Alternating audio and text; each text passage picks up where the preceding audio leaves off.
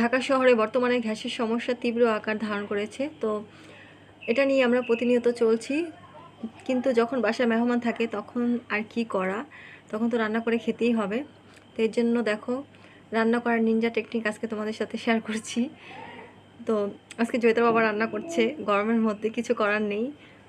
তো আমার যে ভাতের মার ঝরাই, তো সেই স্ট্যান্ডটা নিয়েছি আর নিচে দিয়েছি থালা। আর আমাদের এখানেই মিলের দোকান রয়েছে, তো সেখান থেকে কিছু কাঠ নিয়ে আসছে জয়িতার বাবা।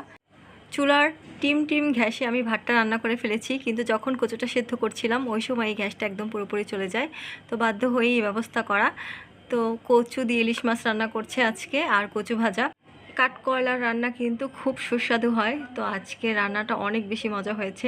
আর আজকে এই রান্নাটা বারান্দায় করেছি। তো শেষ অবধি যাই হোক রান্নাটা হয়েছে, আর অনেক বেশি মজাও হয়েছে রান্না। তোমরা চাইলে আজকের এই টেকনিকটা